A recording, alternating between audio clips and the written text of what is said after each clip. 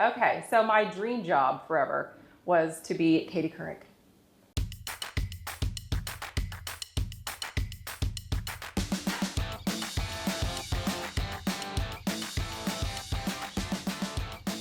All right, today I am excited because I have someone that understands my lingo.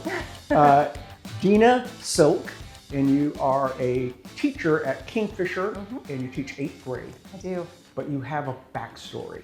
I do, yes. And it wasn't teaching. Teaching was definitely not my first career. Wow. So how did it start? How did this, tell us what you did and how that got going. Okay, my first career, I Yes. guess. Okay, so my dream job forever was to be Katie Couric. Oh, you're going highball. I went way high. Okay. Yeah, so some people, if they're young, probably have no clue who Katie Couric is. Sure. But Today Show anchor, I mean, I just wanted to be her. I wanted to live in New York City and do all the things. So my sophomore English teacher had us write an essay about the career that we wanted to do. Okay. So I wrote that I wanted to be I'm sure I said anchor. I don't remember if I said reporter or anchor, but I wanted to be an anchor. I wanted to be back Katie that Couric. far, you wanted to, oh, no kidding. Oh, yeah. Wow, okay. Yep, I stuck with it. So I wrote a letter, like a legitimate handwritten letter. not Yep. typing it up, handwritten letter to some anchors in Oklahoma City. One being Linda Kavanaugh, who is just like Channel 4 lifer. Yes, exactly. And she wrote me back, which was Wow. amazing. That's like the president sending Right? you a letter. Yeah. That's what it felt like. I mean, the fact that she actually wrote me back, she answered all of my questions and truly just like instilled my love for wanting to do that even more, solidified it. So yeah, I went to college at OU, went to the journalism school. School of Journalism, okay. Yep, got my degree, graduated, and went to the big town of Lawton. Everybody starts there. Yeah. Exactly. Was that that was a NBC? What is ABC. ABC affiliate. Yeah. Okay. Yeah. I actually, which I mean, it's hard to get that first job. You know, TV news. It's that first job, get your foot in the door. I had gotten another offer at Bend, Oregon. Oh my. I know. Better scenery. Right? Right? I remember like looking it up. Like, what is this? Where is this? But then like truly like a week later, I got an offer in Lawton. So I'm Closer to home. I'm an Oklahoma girl. So yeah, took my first job in TV down in Lawton. Wow. Was there for a year, 13 months to be exact. And then just kind of climbed the TV ladder. Yep. And where did you go after Lawton? Well, from Lawton, I went to Tulsa and Okay. worked at KJRH, the NBC affiliate. Okay. In Tulsa. Started as a weekend reporter, and then moved up to the weekend anchor, and then finally moved up to the weekday morning show anchor. Wow. Okay. Which was my dream. The ultimate. Yeah, Yep. that's what I wanted to do. So I anchored the morning show for several years before Oh, gee. Okay. getting out of the business for good. So what got you out of the business and into teaching? Honestly, we started a family. I mean That'll do it. Yep, that'll do it. The morning show hours are grueling and crazy. You're up at 2 a.m. and it's just a different lifestyle. Were you writing your stories or did you have producers? We had producers. Okay. Yes, I did have to write some, but we had producers. But yeah, you're getting to the station at 3 a.m. and I had my daughter, so some nights it was very little sleep. And honestly, it kind of just felt like I had reached I didn't make it to New York, but I had reached a point in that career where I was satisfied. It's either go to a bigger station with more stress, Right. Probably start lower again. Right. Yeah. So it just kind of felt like the right time to move on to something different. Wow. So that was career number 1. Okay. So that leads us to career number 2. Yes, yeah, I just go all over the place. So my husband took a job in the oil field in Oklahoma City. So that brought us from Tulsa to Oklahoma City. And then I really just spent some time, I think 6 months, just kind of figuring out what I wanted to do after TV. Like once you're in TV, it's your life. Yeah. So it's truly all I knew for a decade. It's all I knew that I ever wanted to do. So That's all I've done my whole life. Right? So it's like, what else is there? Yes, like it's truly what I asked myself. It's like, what am I going to do with myself after TV? But things, I don't know. I feel like my whole journey in my career has just been doors opening when they're supposed to. So A door opened for me to work in the communications department at the State Department of Education. So you're like a PIO or? Yeah, okay. kind of. Public information officer? Yeah. Okay. Yep. Yep. So I was on the other side. So now I was the one who the media was calling me to get information, or I was doing interviews, for the media. So it was a whole 360, but it was really fun. Wow. I loved it. And it got me into education more. So before we go down that path, we're going to jump out for a quick commercial. Stay tuned.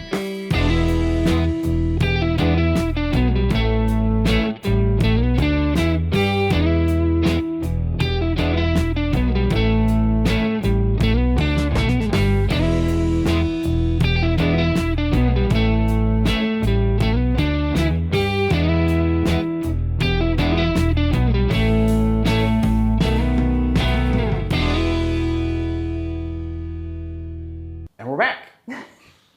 Magic of TV. I love it. Yes. So you had a calling for education or teaching. Yeah. So even back in my TV days, I was an education reporter. So I had what we called a beat. And I had the education beat for many years. I'd call up local schools every morning and see what was going on in Tulsa. And I loved being in the schools. I mean, it was just fun, exciting. I loved being around the kids. And so whenever this job with the State Department of Education opened up, it was like, okay, I could do this. And it got me back into the schools. After news, this was easy. Yeah, I felt like a piece of cake. And it got me back into the schools, which was fun. And I got to do like positive education stories. I'd go around the state and make stories that were happening. And so yeah, it was fun. It was a whole different environment. Right.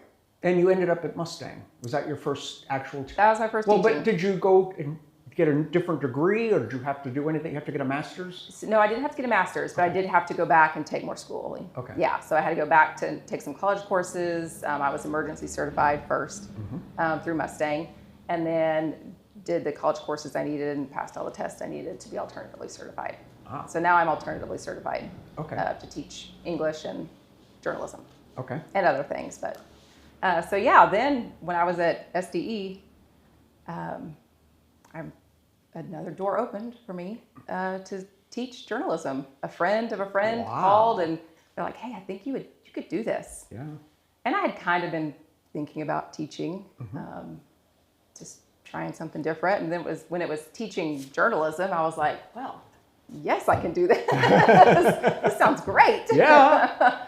So yeah, I was in Mustang for 5 years. So did you teach like television journalism, or was it mostly written? Both. Both. Okay. Yes. So it was truly just a broad journalism, from advertising and PR to newspaper, TV. We even did some like critiquing type stuff. Yep. So it was everything.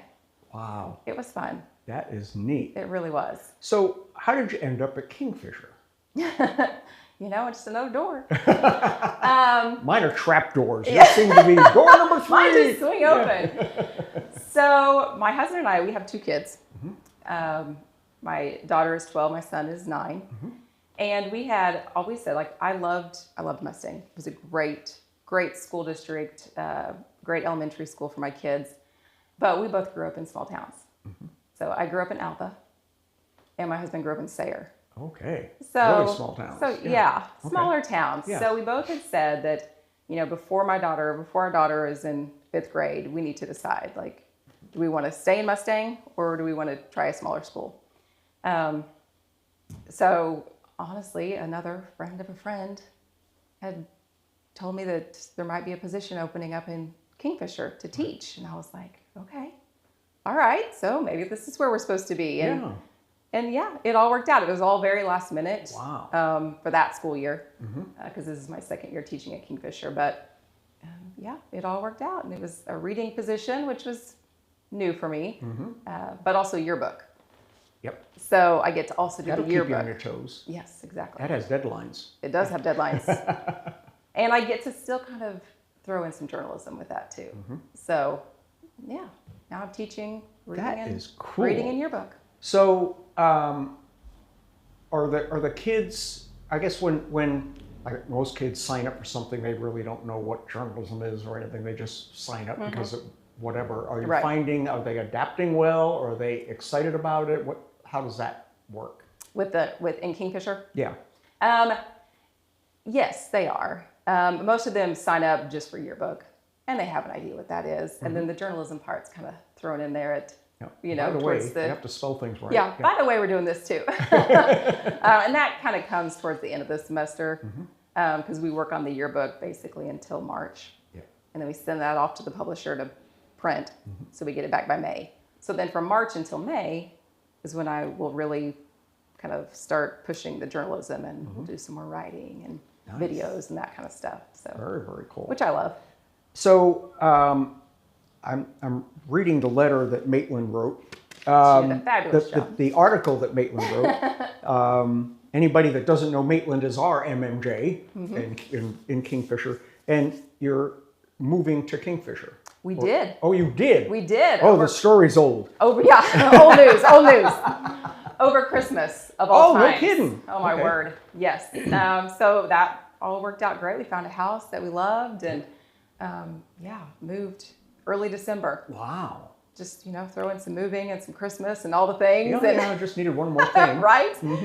But it's been great. So now we are truly like a part of the community, and my commute to work is way better. Now, is your husband working local, or is he? No, so he still drives. So he still has to drive back to the city every day. But he doesn't mind. Yeah. The kids and I, we just have a quick little, 2-minute commute to work and school, and it's great. Just run up 13th Street and you're there. That's right. Pretty easy. So what are some of the things you're teaching in journalism? I mean, you said you have some cameras and things like this. So we do photography is really what I'm honing in on now, just because it goes with yearbook. Right. So like, for instance, today I had them all take a camera, get in groups, and go out and do point of view pics. So above, below, line of sight, that type of thing. They had to go find 4 different objects and do 3 POVs. Yep. Just to kind of get them thinking outside the box. And they love to hold the camera. Not everything's vertical from across the street. Right. To move to the object and get down on your knees and point up, So that's all new for them. Yep. And they do a really great job. Some of the pictures that I get back, it's like, oh, wow. That's neat. Yeah. It is. They do a great job. And I think they like to, feel that sense of accomplishment too. I remember my first camera, my dad helped me buy it with my allowance, and it had a 50 millimeter lens on it, no zoom. And he says, if you want to zoom, you walk closer.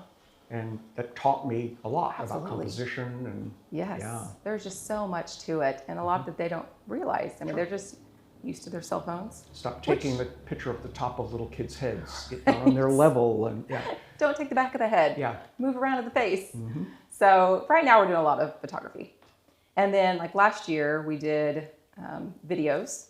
We created a QR code within the yearbook and our own YouTube page. Yep. And then they created different videos, took interviews with students, and then just throughout that last semester, we just added videos to our YouTube page. That is really cool. I hadn't even thought of that. And you can go back years from now and they're great at it. I mean, they're better editors than I am. It's just that's what they TikTok. Yes, it's what they do. They get on CapCut. They just start editing, and so it gives them just kind of some freedom to be creative, which they don't always get at school. So that is cool. So with technology, we've grown, evolved with technology. You have too. What's next? I know AI is the big thing. But even here, I've got to say, listen, you still got to use your head. Yeah. You can't AI everything. And yes. So what's your take on that? I struggle with AI. I think it's fabulous for certain things. I mean, I use it. I use it a lot for different things. I mean, it's there. Sometimes like, why work harder, not smarter? You know what I mean? Like, it's there. But I don't want my students just to rely on that. So for certain assignments, I will say, like, I don't want you using AI. I want you to be creative. I want you to use your own brains, because I feel like that is something that we're seeing a lot of, is that lack of creativity or that lack of wanting to put in that extra work with this assignment because, well, I could just put it in this whichever AI tool they're wanting to use, and it can make it for me. So I want them to know how to use it because I think it's useful. It's the way of the future. Sure. But we don't want to lose that creativity. You still got to input good information to get out what you want. Yes, Yeah. you do. So, but I mean, it's kind of the way of the future. yeah. It's not going anywhere. It's going to only get worse. It's scary, you know, even as much as I've known in film production and things, that sometimes I really have to squint to know, is that real or not now? And we're just the beginning. Absolutely. Yeah. I mean, I think the whole AI with photography and pictures is very scary. Yeah. Just the fact that anybody's face can be, or voice can be put on to somebody. I mean, that whole part of it is scary to me. Now the writing and all of that is very helpful, but the video and the voicing is scary. Yeah. Yeah. This is us. This is the real us. Well, I'm at the end of my career, so I don't care, but you're going to have to deal with it. Yeah. So, but that is great. Well, this is cool. I am so excited to talk to someone that understands my world. And I know. I love that you've done this for so long too. I think yes. your story's way. Maybe you can come back and interview me. Yeah, your story's way cooler than mine. I need to do that. I don't think I've done the long version of my story yet. Yeah. I probably just need to sit down and You do. do that. You get Maitland in here to interview you. Yeah. Yeah. Because you got a story to tell too. I like it. I like it. Well, Deana, thank you so much for hanging out with us. Yeah, absolutely. And anytime you need help with your students or whatever, I'd be glad to come and that would be great. see what kind of coaching they need. Yeah. And what to run away from and what to run to. And Yeah, that'd be wonderful. you bet. Awesome. Absolutely. Well, thank you so much. You bet. Stay tuned.